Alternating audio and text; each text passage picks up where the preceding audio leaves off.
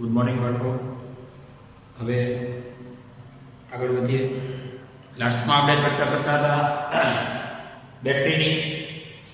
તો ખાસ કરીને બેટરી દ્વારા વ્યય થતો પાવર I² હતો. એ સિવાય પાવરનું સૂત્ર હતું P = VI. આપણે આજે ચર્ચા કરવાની છે કે ભાઈ પાવર સ્ટેશન થી સેંકડો કિલોમીટર લાંબા કેબલ એટલે કે વાયર તાર જે કે વાહકતા દ્વારા ઉદ્યોગ,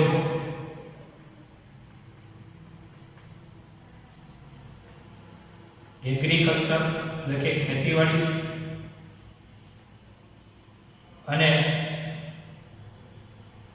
રહેણાંક અથવા રહેઠાણ, ઇન્ડસ્ટ્રીયલ, એગ્રીકલ્ચર અને રેસિડેન્શિયલ પાવર સેંકડો કિલોમીટર લાંબા કેબલ દ્વારા પૂરો પાડતો હોય. કેબલની પોતાની લંબાઈ ખૂબ હોય. આપણે જાણીએ છીએ આ પાવર એટલે શું? તો કે એકમ સમયની ઊર્જા.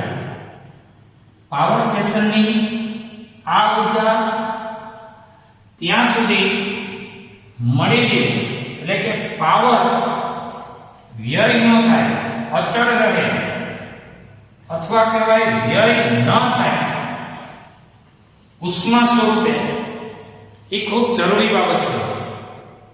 જૂના કોર્સમાં હતું કે ભાઈ આ પાવરને વ્યય ન થવા દેવો હોય ને તો આ તાર સુપર કંડક્ટર રાખતા. સુપર કંડક્ટર એટલે અતિ સુવાહક.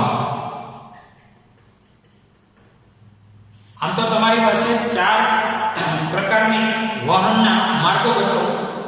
એક સુપર કંડક્ટર, બીજું કંડક્ટર, ત્રીજું સેમી કંડક્ટર અને ચોથું ઇન્સ્યુલેટર. સુપર કંડક્ટર ને અતિ સુવાહક, કંડક્ટર ને વાહક. થોડોક અવરોધ રહેવાનો, પ્રોબ્લેમ તો રહેવાનો. સેમી કંડક્ટર એટલે અર્ધવાહક અને ઇન્સ્યુલેટર હવે જાય ઇલેક્ટ્રોનને ચાલે. જેમ જવું હોય ઇલેક્ટ્રોન ગમે તે નીચે પડી ગયું. આ ટાઈપના આ તો માત્ર જાણકારી માટે રસ્તાઓ દોર્યા છે. પણ સુપર કંડક્ટિવિટી ઉપજાવવી એ એક આદર્શ પરિસ્થિતિ છે. આદર્શ પરિસ્થિતિ માટે વૈજ્ઞાનિકોએ પ્રયત્નો કર્યા છે કે ભાઈ સુપર કંડક્ટિવિટી ઉપજાવવા માટે તારનું તાપમાન નીચું રાખવાનું. કારણ કે નીચું તાપમાન રહે ને તો ગતિશીલ એવા ઇલેક્ટ્રોન ને ધન આયનો સાથેના અથડામણો ઓછા થાય. અને ધન આયનો અથડામણો તો જ ન કરે કે પોતાના મધ્યમાન સ્થાને કંપનો ન કરે. સામાન્ય તાપમાને ધન આયનો વાહક તારમાં તાપમાનને કારણે મધ્યમાન સ્થાને કંપનો તો કરે. આ કંપન કરતા ધન આયન સાથે આપણા ઇલેક્ટ્રોન, ગતિશીલ ઇલેક્ટ્રોન અથડાય. આપણી ઉર્જાનો તો વ્યય થાય છે. તો ઉર્જાને વ્યય ન થવા દેવા માટે ધન આયનોના કંપન બંધ કરાવવા પડે. ધન આયનોના કંપન તો જ બંધ થાય તાપમાન નીચું લઈ જવું પડે. અને તાપમાન નીચું એટલે કે તાપમાન એકદમ પદાર્થ એકદમ ઠંડો કરી દેવો પડે. એના માટે ફરતો પ્રવાહી હાઇડ્રોજન કે પ્રવાહી હિલિયમ રાખવું પડે તારની ફરતે. અને પ્રવાહી હાઇડ્રોજન કે પ્રવાહી હિલિયમ રાખો તો એ બધું ખર્ચાળ છે. અને જે એમ કહી શકાય કે સોના કરતા ઘણા મણ વધી જાય. આ એક કહેવત મુજબ. એટલે આ તમારા જૂના કોર્સની એક ચર્ચા હતી, એક કહી દીધી અત્યારે. તો એ ખર્ચાળ પદ્ધતિ છે કે તમારે એને તાપમાન નીચું કરવા પ્રવાહી હાઇડ્રોજન કે પ્રવાહી હિલિયમ રાખવાનું, તો એક છેડેથી બીજે છેડે જતો જે કંઈ વીજભાર છે એ ધન આયનો સાથે કંપનો ન કરે, ઊર્જાનો વ્યય ન કરે. જ્યાં અહીંયા પાવર આપો એ પાવર અહીંયા મળે. એટલે આ આપણો એક રસ્તો છે, પણ એ રસ્તો ખર્ચાળ છે, જે શક્ય નથી. બીજો રસ્તો છે કંડક્ટર. કંડક્ટર એટલે વાહક. સામાન્ય રીતે આપણે જાણીએ છીએ કોપરના અને એલ્યુમિનિયમના તાર હોય છે, પણ એમાં ઊંચા તાપમાને શું થાય, કંપનો કરવા માટે છે એના ધન આયનો, અને ઇલેક્ટ્રોન પોતાની ઊર્જાનો અમુક ભાગ તો ઉષ્મા સ્વરૂપે વ્યય કરે જ છે. એ આપણે જોઈએ છીએ, છતાંય થાય જ છે. એ પ્રોબ્લેમ રહેવાનો. સેમિકન્ડક્ટર હાલમાં સારામાં સારું છે, પણ એટલા મોટા વાહક તાર માટે વાપરી શકાતું નથી. સેમિકન્ડક્ટર એલઈડી માં બધે વપરાય છે, એને કહેવાય છે અર્ધવાહક. એ સેમિકન્ડક્ટરના ઊંચા તાપમાને વાહકતા વધી જાય છે. કંડક્ટરના સેમિકન્ડક્ટરના તાપમાન એ ફેરફાર છે. કંડક્ટરના તાપમાન વધે ને એમ એની વાહકતા છે ઘટી જાય છે. જ્યારે અહીંયા તાપમાન વધે ને એમ એની વાહકતા વધી જાય છે. અહીંયા તાપમાન વધે એની વાહકતા ઘટવાનું કારણ છે કંપનો વધે છે ધન આયનોના, અને અહીંયા તાપમાન વધે તો વાહકતા વધી જાય છે. એનું કારણ તમને સમજાવું. સેમિકન્ડક્ટરનું એક ઉદાહરણ લઉં તો સિલિકોન. અન્ય સિલિકોન સાથે ઇલેક્ટ્રોનની ભાગીદારીથી બંધ બનાવે. સિલિકોન ટેટ્રાવેલેન્ટ હોય, આ પણ સિલિકોન ટેટ્રાવેલેન્ટ. અહીં સિલિકોન હોય, આ બંધ બની ગયો. અહીં સિલિકોન હોય, અહીંયા બંધ બની ગયો, અહીંયા બંધ. હવે શું થશે તો કે અહીંયા આ સિલિકોનનો આ બંધ એટલે કે બંધમાંનો ઇલેક્ટ્રોન પણ વહનમાં મદદ કરશે. તાપમાન વધે, જો તાપમાન વધે એટલે બંધમાં ભંગાણ સર્જાય, બંધ ભાંગે, અને બંધ ભાંગે એટલે બંધનો ઇલેક્ટ્રોન પણ વહનમાં મદદ કરે, અને પરિણામે વિદ્યુત પ્રવાહનું મૂલ્ય વધે. આ ફાયદો છે. તાપમાન વધે એટલે વાહકતા વધે. મુક્ત ઇલેક્ટ્રોન તો ગતિ કરતા હોય, ઉપરાંત બંધિત ઇલેક્ટ્રોન પણ વહનમાં મદદ કરવા માટે. આ ફાયદો સેમિકન્ડક્ટરમાં તાપમાન વધવા સાથે. એટલે હાલમાં એલઈડી અને એના સેમિકન્ડક્ટર મટીરીયલની ઘણી બધી ઉપયોગિતા અત્યારે માઇક્રો લેવલે પણ બધી વધતી જાય છે. હવે વાત કરીએ ઇન્સ્યુલેટર. આને તો અવાહક કહેવાય. અવાહક, આમાં ઇલેક્ટ્રોન ગતિ કરી શકતા જ નથી. એટલે આ કોઈ ચર્ચા આપણે કરીશું નહીં. આ બધું રબર ને પ્લાસ્ટિક ને એ બધાનો સમાવેશ થશે કે જે અવાહક છે. એટલે સુપરકન્ડક્ટર આદર્શ છે, જે ખર્ચાળ છે. કંડક્ટર એ આપણે અત્યારે વાપરીએ છીએ આજે કઈ કેબલોમાં. એટલે જે કઈ કેબલોમાં આ બધું પાવર સ્ટેશનમાંથી ઉત્પન્ન થયેલો પાવર વ્યય ન થાય એ કાળજી રાખવી પડે. પાવર વ્યય તો થવાનો આપણે જાણીએ છીએ. કા તો કે લંબાઈ રહેવાની, લંબાઈ તો રહેવાની, જે લંબાઈ ઘટાડો. આ કેબલની લંબાઈ ક્યારે ઘટે તો ઉદ્યોગો, ખેતીવાડી, રહેઠાણ બધું આપણે લઈ અહીંયા પાવર સ્ટેશને વહી જાય. તો હવે એવું તો શક્ય નથી. એટલે લંબાઈ તો કેવું રહેવાનું, તો લંબાઈ રહેવાની, તો અવરોધ કેવું રહેવાનું તમે જાણો છો. આ છે હવે અવરોધ રહેવાનો. તો પ્રોબ્લેમ એ છે કે અવરોધને રહેવાને કારણે I2R મુજબ પાવર વ્યય તો થવાનો. પાવર વ્યય તો થવાનો તો I2R મુજબ. હવે આપણે જાણીએ છીએ કે પાવર સ્ટેશન થી સેંકડો કિલોમીટર, 2, 5, 10, 50 ઘણા કિલોમીટર લાંબા કેબલ દ્વારા આ પાવર પૂરો પડાતો હોય છે. ઇન્ડસ્ટ્રીયલ એરિયામાં કે એગ્રીકલ્ચરમાં કે રેસિડેન્સમાં કે એ વિભાગોમાં, બરાબર.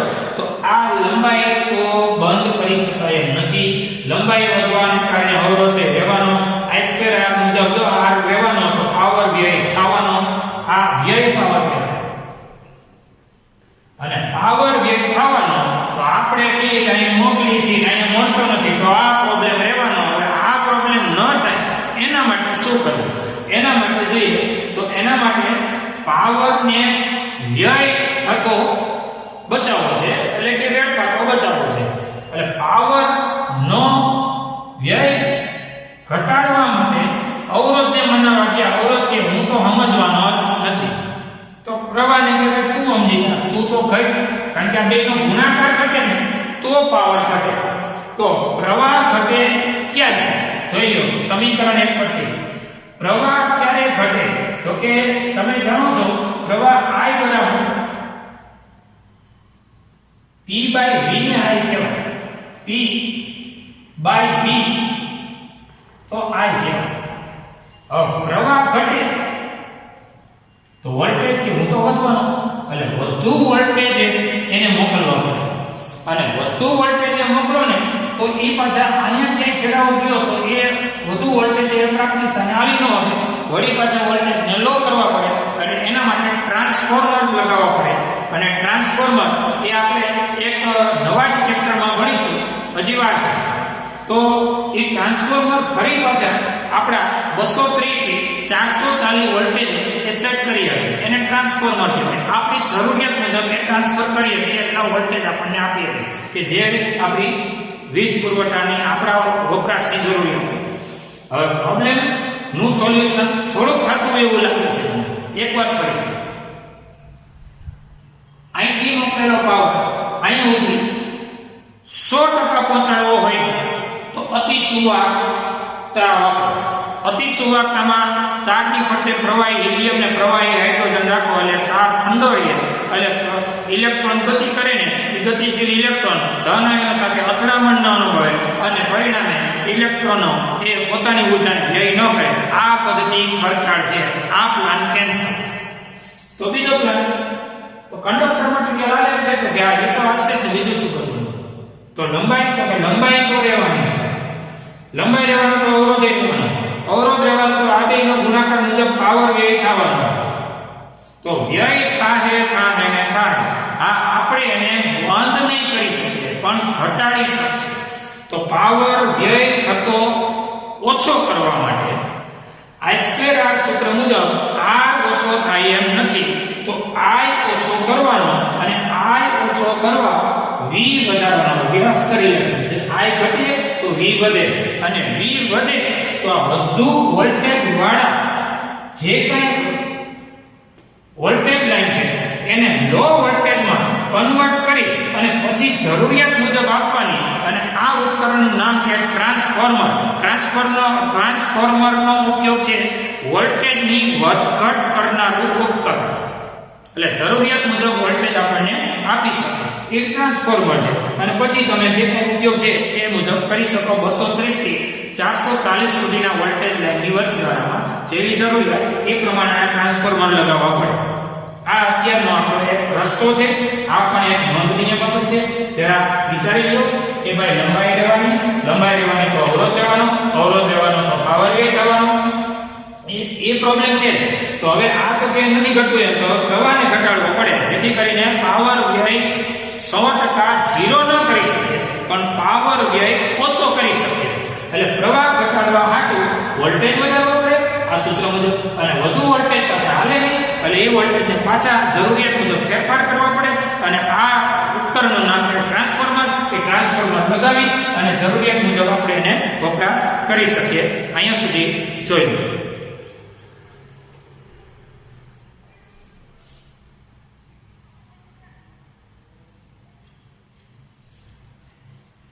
ચલો ઉદાહરણ 3.1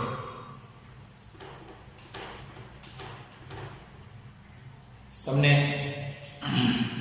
1.5 એમ્પિયરનું વહન કરતો તાર છે I બરાબર 1.5 એમ્પિયર એક 10⁻⁷ મીટર સ્ક્વેરનું આડછેદનું ક્ષેત્રફળ છે 1.0 10⁻⁷ મીટર સ્ક્વેરનું ક્ષેત્રફળ છે એક તારમાંથી વહન કરતા ઇલેક્ટ્રોન માટે ડ્રિફ્ટ વેગ ગણો ડ્રિફ્ટ વેગ એટલે dd ગણો એવું ધારો કે દરેક કોપરનો પરમાણુ લગભગ એક વાહક ઇલેક્ટ્રોન ધરાવે છે એવું ધારો કે કોપરનો દરેક પરમાણુ એક ઇલેક્ટ્રોન ધરાવે છે આ બિંદુ છે અવતાર આગળ કોપરની ઘનતા આપી છે 9×10⁻³ કિલોગ્રામ પ્રતિ મીટર ઘન ડેન્સિટી કોપર આપેલ છે. પરમાણુ દળાંક છે 63.5 યુનિટ. આનો પરમાણુ ભાર કહેવાય કોપર, એટલે કહેવાય ગ્રામ પ્રતિ મોલ. હવે તમારે કરવાનો છે ડ્રિફ્ટ વેગ. તો આપણે જાણીએ છીએ કે વાહકમાં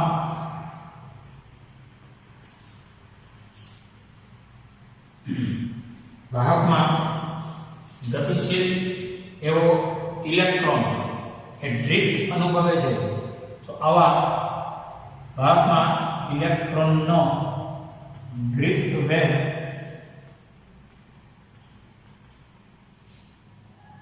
vd છે. બીજું આપણે એ પણ જાણીએ છીએ કે જે બરાબર આપણે જાણીએ છીએ સૂત્ર જાણીએ છીએ યાદ કરો, જે બરાબર ની vd. જે બરાબર કોની vd? ની vd. જે પ્રવાહ ઘનતા છે એ સંખ્યા ઘનતા છે, સ્મોલ ઇલેક્ટ્રોનનો વિસ્તાર છે, vd એ ડ્રિફ્ટ વેગ છે. અને જે એટલે I/A. સ્મોલ n શું છે એ આપણે નામ મેળવીએ. E ઇલેક્ટ્રોનનો વિસ્તાર અને vd એ આપણો ડ્રિફ્ટ વેગ એ સૂત્રનો કરતા બનશે. પ્રવાહ અને આચ્છાદિત ક્ષેત્રફળ જાણીએ છીએ. આ કિલોગ્રામ ને મીટર ઘન, જ્યારે જોઈએ ampere, metre square, kilogram, metre ઘન. આ ગ્રામના કિલોગ્રામ કરીએ તો 63.5 10 - 3 કિલોગ્રામ પ્રતિ મોલ થશે. એના દ્વારા આપણે સ્મોલ n મેળવીએ અને E 63.5 કિલોગ્રામ સ્મોલ n ની ગણતરી કે ભાઈ 63.5 10 - 3 કિલોગ્રામ જ્યારે દળ હશે ત્યારે સંખ્યા નંબરો એવો કેટલો છે. તો આપણે એ સિવાય જે કંઈ દળ છે એ તમને આપેલું છે. જો 9 10 ની 3 કિલોગ્રામનું અને આટલા દળે એની સંખ્યા 6.022 10 ની 23 જેટલી એ અહીંથી ખબર પડી જાય. સ્મોલ જેટલી આટલું દળ આટલી તો 9 10 ની 3 ઘાત 9 ગુણ્યા 10 ની 3 ઘાત કિલોગ્રામનું દળ છે એની ઘનતા પરથી ખબર પડી જાય. તો એમાં સંખ્યા કેટલી? એટલે આ જે છે ને એ સંખ્યા મળે સાચી, પણ એકમ કદની. કારણ કે આ છે ને એ દળ છે સાચું, પણ એકમ કદનું. એ જ રાજ આ સંખ્યા સાચી, પણ અહીં કૌંસમાં લખીશ એકમ કદની. ફરીથી પણ ઘનતા એ દળ નથી, ઘનતા એ એકમ કદનું દળ છે. જો કદ છેદમાં અહીંયા m બરાબર 0, 0 મારો ઝગમગ થાય એ જ 0.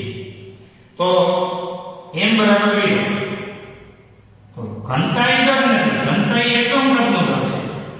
તો આપણે એવું કહીએ કે 63.5 10 - 3 કિલોગ્રામ દળ હોય ત્યારે એકમ કદની જે સંખ્યા છે એ નંબરો એવો કેટલો છે થાય.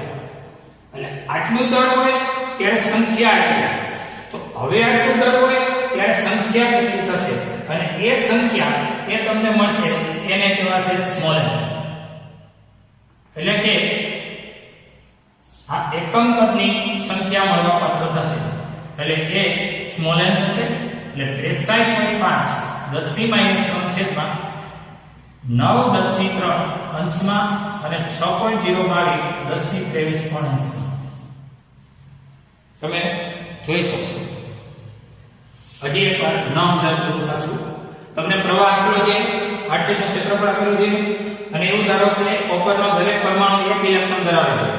તો કોપરના પરમાણુઓ છે કેટલા છે બસ ઈલા કે આટલા દળે પરમાણુની સંખ્યા 1 મોલ જેટલી. તો આટલું દળ હોય, આ દળ હોય ત્યારે આટલું. અહીંયા તમને વેરીફાઈ કરી દઉં, આ દળ છે ત્યારે આટલું, આ એકમ કદનું દળ છે. જોઈ લો તો હવે મળે ને એને કહેવાય શું? તો કે એકમ કદની સંખ્યા. કે દળ હોય ત્યારે સંખ્યા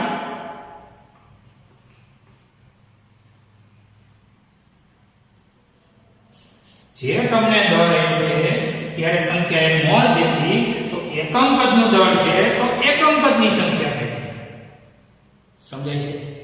ફરીથી આટલું દળ છે ત્યારે સંખ્યા એક મોલ જેટલી, તો હવે એકમ કદનું દળ છે તો એકમ કદની સંખ્યા કેટલી? એકમ કદની સંખ્યા જેનું નામ કહેવાય સંખ્યા ઘનતા. એકમ કદમાં સંખ્યા જેને કહેવાય સંખ્યા ઘનતા, જેની સંજ્ઞા આપણે જાણીએ છીએ સ્મોલ n.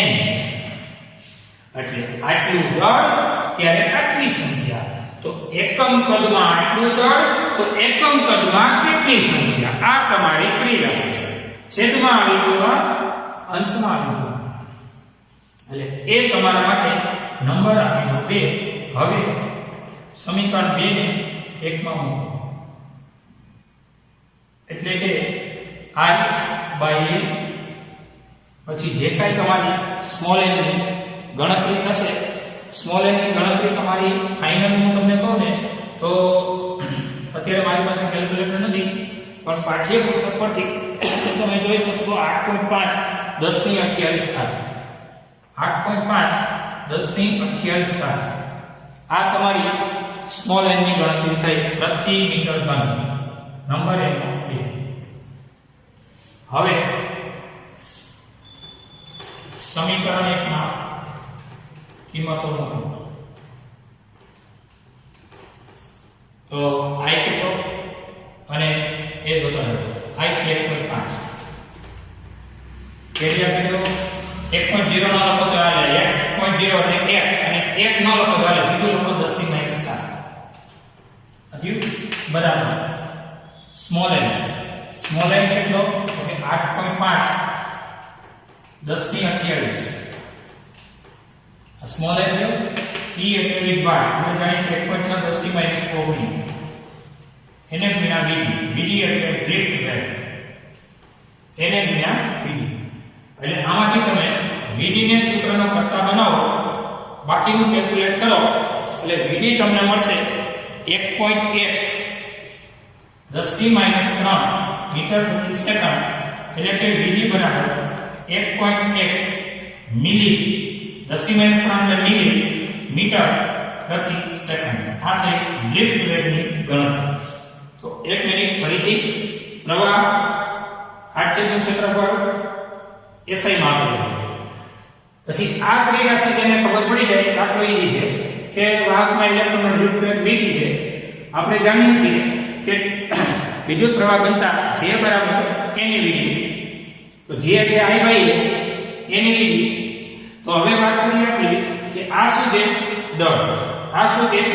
અણુઓની સંખ્યા. આટલા દળ એટલે કે આટલું દળ હોય કે અણુઓની સંખ્યા મોલ છે કેટલા? 63.5 10 ની -3 કેટલી? નંબર ઓફ એવોગાડ્રો છે. તો હવે અહીંયા શું આપ્યું છે? અહીંયા આપ્યું છે એકમ કદમાં દળ. તો આપણે કહેવાનું કે આટલા એકમ કદમાં દળ હોય તો કેટલી એકમ કદની સંખ્યા કે બસ એકમ કદની સંખ્યા, એનું નામ જ છે સંખ્યા ઘનતા. એટલે આ ક્રિયા છે તમે સંખ્યા ઘનતા મેન્ટેન કરી ગણતરી કરી, નંબર 2 આપી જાણીતી કિંમત આ જે કાંઈ છે ડેટાની, અને નંબર 2 ની જાણીતી કિંમતમાં મૂકી અને તમે આ દાખલો ઈઝીલી સોલ્વ કરી શકો છો. આ તો 3.1 નો પહેલો દાખલો, એટલે કે એ સેક્શન નિરાંતે જોઈ. અને કોઈ પણ વિદ્યાર્થીને ક્યાંય પણ અટવાય, કોઈ પણ સોલ્યુશન જોતું હોય તો ગમે ત્યારે પણ તમે કોલ કરી શકો છો. અને એ કોલ સામાન્ય રીતે સાંજના 8 થી 9 ના ગાળામાં કોલ કરી અને પૂછી શકો છો. સાંજે 8 થી 9 માં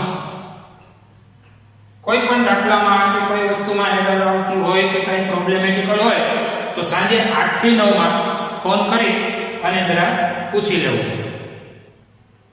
જોઈએ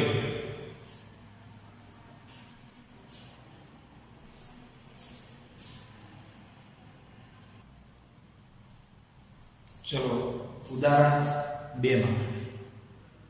ઉદાહરણ 3.1 નો એ પાર્ટ આપણે ભણ્યા છે. બી અને સી ની ચર્ચા હજી બાકી છે, જે આપણે કરશું. ઉદાહરણ 1 માં બી પાર્ટ માં બે ઓપ્શનો છે 1 2, એની ચર્ચા આપણે કરીશું. અત્યારે 3.2 નો એ થિયરિટિકલ છે. કે ઇલેક્ટ્રોનની દીપ્ત ઝડપ એમ્પિયરના ગાળામાંના પ્રવાહો મિલીમીટર પ્રતિ સેકન્ડ જેટલો હોવાનો અંદાજ છે. પરિપથને બંધ કરવા છતાંય તત્ક્ષણ પ્રવાહનું નિર્માણ કેવી રીતે થાય છે, તેનો જવાબ તમારે આપવાનો. કારણ કે હમણાં તમે જે ગણતરી કરી છે એ ગણતરીમાં પ્રવાહનું મૂલ્ય છે, તમે જોઈ શકો છો કે એ મિલીમીટર પ્રતિ સેકન્ડ નું તમને આપેલું છે. મિલીમીટર પ્રતિ સેકન્ડ ક્યાં આપેલું છે તો કે 1.5 એમ્પિયરનો પ્રવાહ છે. અને ડ્રિફ્ટ વેગ તમારી ગણતરીને અંતે ઉદાહરણ 3.1 પરથી ડ્રિફ્ટ વેગ 1.1 મિલીમીટર પ્રતિ સેકન્ડ જોવા મળ્યો છે. અને આ 1.1 મિલીમીટર પ્રતિ સેકન્ડ એટલે કે મિલીમીટર પ્રતિ સેકન્ડના ક્રમનો ડ્રિફ્ટ વેગ ધરાવે છે. તો પરિપથને બંધ કરો. પ્રશ્ન એ છે કે પરિપથને બંધ કરો એટલે કે બેટરીને સ્વિચ ઓફ કરો, છતાં પ્રવાહનું મૂલ્ય પરિપથને બંધ કરો છતાં પ્રવાહનું મૂલ્ય તત્ક્ષણ જોવા મળે છે.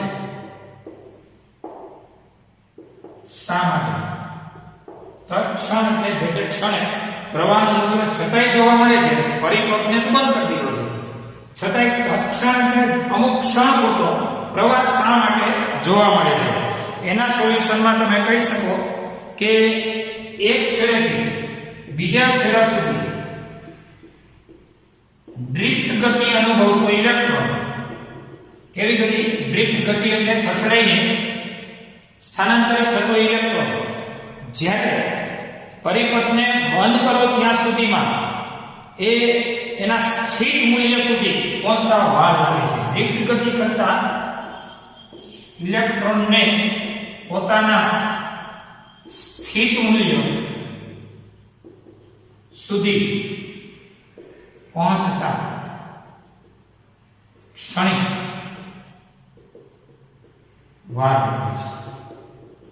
બસ આ એનું કારણ છે કે ભાઈ એમાં એક સેકન્ડમાં 1.1 મિલીમીટરનું સ્થાનાંતર લાગે છે વેગ પછી થઈ જાય.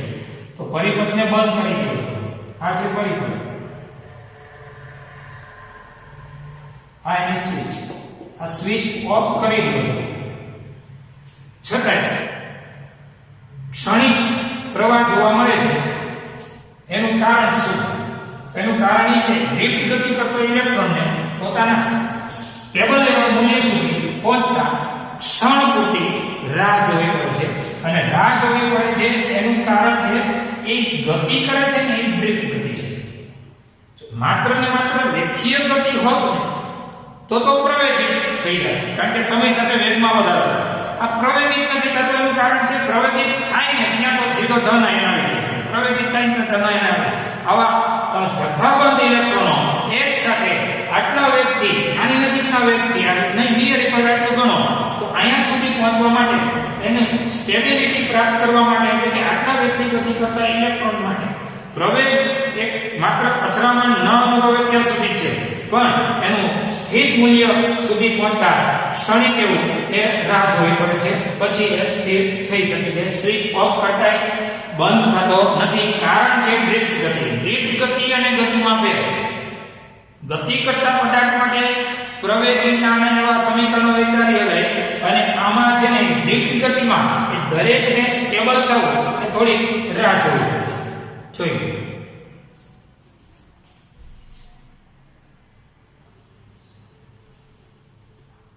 પ્રશ્ન બી. ઇલેક્ટ્રોન ડ્રિફ્ટ એ વાહકમાં પ્રવર્તતા વિદ્યુત ક્ષેત્રને કારણે અનુભવતા બળને કારણે ડ્રિફ્ટ અનુભવે છે. E ને લીધે F બરાબર કેવી લાગે છે કોના ઉપર ઇલેક્ટ્રોન પર તો બળ લાગે છે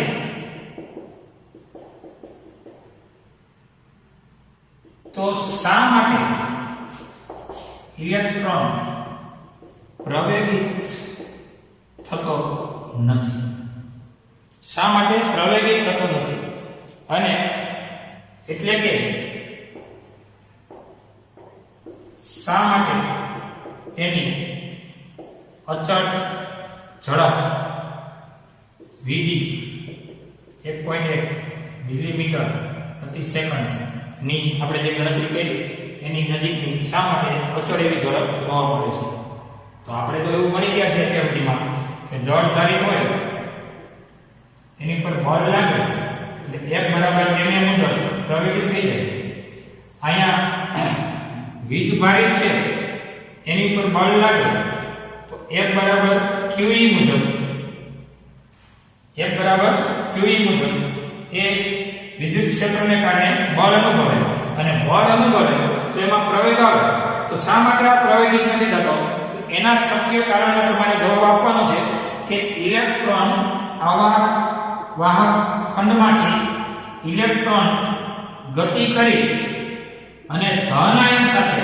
અથડામણ ન અનુભવે ત્યાં સુધી માં પ્રવેગિત થાય છે પણ આ પ્રવેગ માટેનો આ જે ગાળો છે ને એ ખૂબ નાના અંતર પૂરતો હોય છે અને એ લગભગ એંગસ્ટ્રોમના ક્રમનો હોય છે તો અહીંથી અહીંયા સુધીમાં એક ક્ષણિક પ્રવેગિત થઈ જાય છે પછી પાછો અહીંથી અત્યારે પાછો અહીંયા આવે આ ઇલેક્ટ્રોન પાછો અહીંયા આવે ત્યારે પાછો ક્ષણિક પ્રવેગિત થઈ જાય છે એટલે અહીંયા સુધીમાં અને અહીંયા સુધીમાં એ વેગ અને આ વેગ એ ડ્રિફ્ટિંગ થતો એ સરેરાશ રીતે આટલો એવો ડ્રિફ્ટ વેગ જોવા મળે છે પ્રવેગિત થતો નથી એવું એક બીજું ઉદાહરણ આપી શકાય કે તમે કોઈ વ્યક્તિને આવા પગથિયા પર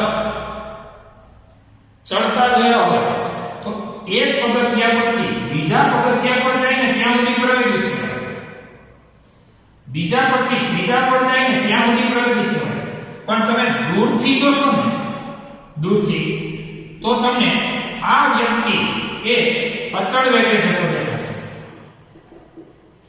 એટલે આપણે અહીંયા ઇલેક્ટ્રોન તો નરી આંખે જોવાના નથી આ બધી પ્રક્રિયા સંકીર્ણ છે છતાં આપણે એવું કીધું છે બે પ્રશ્નની અંદર કે ઇલેક્ટ્રિક ફીલ્ડને કારણે ફોર્સ લાગે તો પ્રવેગિત કેમ થતા ભાઈ તો કહી દેવાનું પ્રવેગિત થાય છે પણ ઇલેક્ટ્રોન પાડોશના ધન આયન સાથે અથડામણ કરીને ત્યાં સુધી પ્રવેગિત થાય છે જવાબમાં એવું લખ્યું છે જોઈ શકો છો કે ધન આયન સાથે અથડામણ ન અનુભવે ત્યાં સુધી પ્રવેગિત થાય છે પછી એની ડ્રિફ્ટ ઝડપ છે એ પ્રવેગિત દરમિયાન એની ઝડપ અચળ રાખતો નથી પણ એ બધું આમનામ દરેક વખતે થયા કરે છે એટલે એની સરેરાશ ડ્રિફ્ટ ઝડપને ધ્યાનમાં લઈશું આ ડ્રિફ્ટ ઝડપને આપણે કહીશું સરેરાશ ડ્રિફ્ટ ઝડપ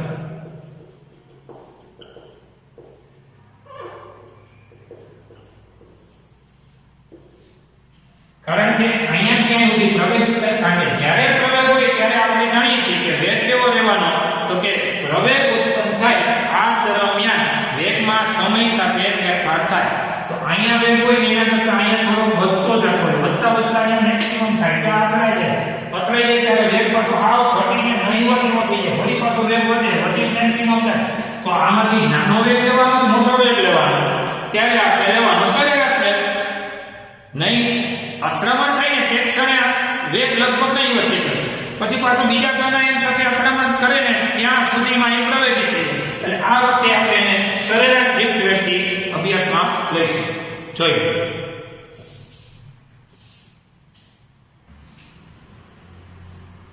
ચલો સી પ્રશ્ન આપણે એવું કહે છે કે ઇલેક્ટ્રોનની ડ્રિફ્ટ ઝડપ નાની છે ઘણી નાની છે અને વીજભારનું મૂલ્ય પણ નાનું છે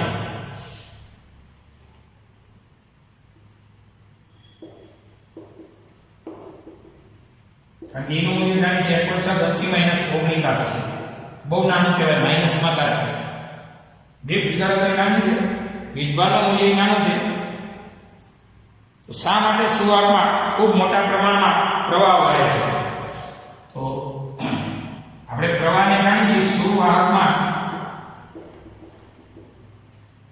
આ બંને નાના હોવા છતાં સુવાહકમાં શા માટે મોટા પ્રમાણમાં પ્રવાહ વહે? આ આપણો સવાલ છે. આપણે એને આન્સર સ્વરૂપે કહીએ કે આપણે જાણીએ છીએ J બરાબર a ની વિધિ. આપણે જાણીએ છીએ J બરાબર a ની વિધિ. તેથી J બરાબર I by a અને a ની વિધિ. તો પછી I બરાબર a ની વિધિ into a. તો મોટા મૂલ્યના પ્રવાહ વહેવા માટે આ તો નાનું છે, ડ્રિફ્ટ વેગ નાનો છે. હવે આ છે તો આપણે જેવો સુવાહક રાખવો એવો રાખી શકીએ, પણ ખાસ તો એક મૂલ્ય બહુ પ્રચંડ છે અને એનો આન્સર સ્વરૂપે તમે કહીએ તો પ્રચંડ સંખ્યા ઘનતા છે. સુવાહક એટલે કે કોપરમાં સામાન્ય રીતે પ્રચંડ સંખ્યા ઘનતા 10⁻29 ઘાત જેટલી હોય છે. સંખ્યા ઘનતા સ્મોલ n બરાબર 10⁻29 પ્રતિ મીટર ઘનની હોય છે. 10⁻29 પ્રતિ મીટર ઘનની સંખ્યા ઘનતા લગભગ હોય છે. અહીંયા નિયરી પર રાખી 29 ઘાત છે. આપણો સવાલ એ છે કે ડ્રિફ્ટ વેગ નાની, કઈ વાંધો નહીં, નાની છે. વીજભારનું મૂલ્ય નાનું છે. તો શા માટે પ્રવાહ ખૂબ મોટો મૂલ્ય મળે છે? એના માટે જવાબદાર છે સ્મોલ n. એ નહીં, એ તો આપણે ઈચ્છા મુજબ રાખી શકીએ. 8 છે વાહકતાનો નાનો રાખો કે મોટો રાખો એ નહીં, પણ સ્મોલ n જ પ્રચંડ છે. પરિણામે પ્રવાહ ખૂબ વધુ જોવા મળે છે. એટલે વધુ પ્રવાહ હોવા માટે જવાબદાર છે પ્રચંડ એટલે કે ખૂબ મોટા મૂલ્યની સંખ્યા ઘનતા. આ પણ એક સવાલ છે, જોઈ લો.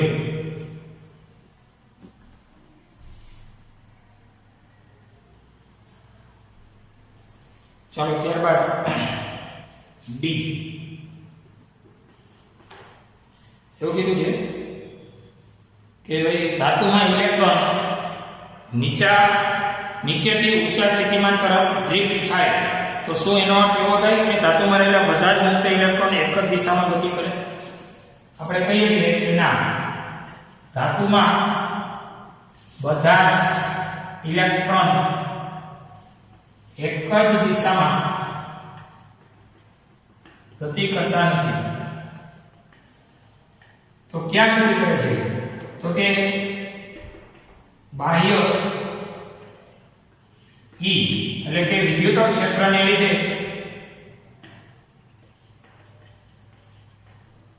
બાહ્ય ઇલેક્ટ્રિક ફિલ્ડને લીધે E વેક્ટરની વિરુદ્ધ દિશામાં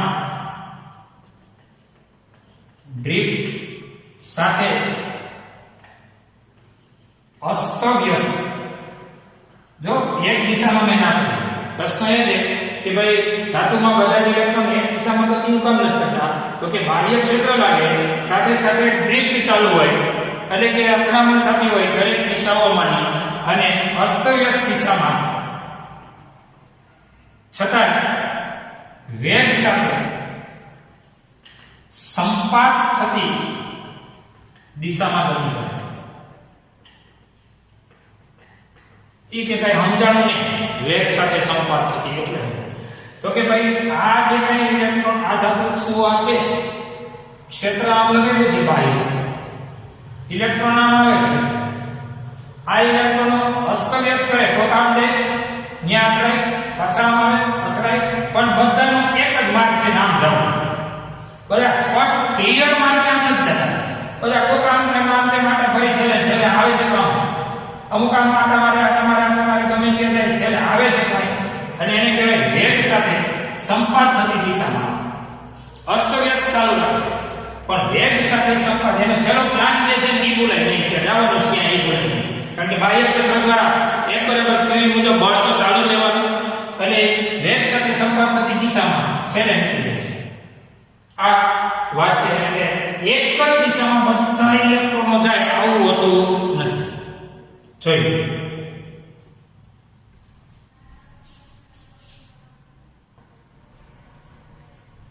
છેલ્લો પ્રશ્ન છે ઈ શું બે ક્રમિક અથડામણ વચ્ચે ઇલેક્ટ્રોનનો પક્ષ ક્ષેત્રની ગેરહાજરીમાં અને ક્ષેત્રની હાજરીમાં સુરેખ હશે? તો કહી દેવાનું કે બે ક્રમિક અથડામણ વચ્ચેનો પક્ષ આ ઇલેક્ટ્રોન ધન આયન સાથે અથડાય છે એ વખતે ઇલેક્ટ્રિક ફિલ્ડ ન હોય ને ત્યારે પક્ષ સુરેખ હોય અને ઇલેક્ટ્રિક ફિલ્ડ હાજર હોય ને ત્યારે ઇલેક્ટ્રોન ધન આયન સાથે અથડામણ અનુભવે ને ત્યારે પક્ષ સહેજ વક્ર હોય.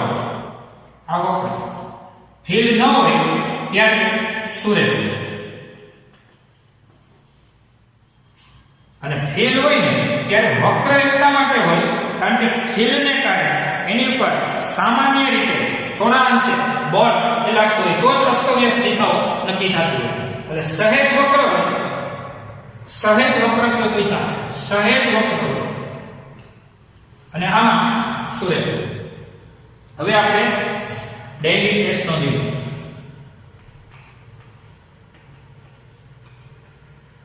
એમાં ઉદાહરણ 3.1a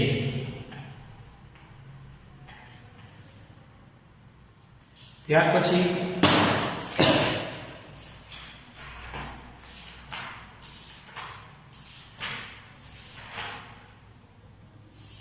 વિદ્યુત ઊર્જા અને પાવર સવિસ્તાર સમજાવો.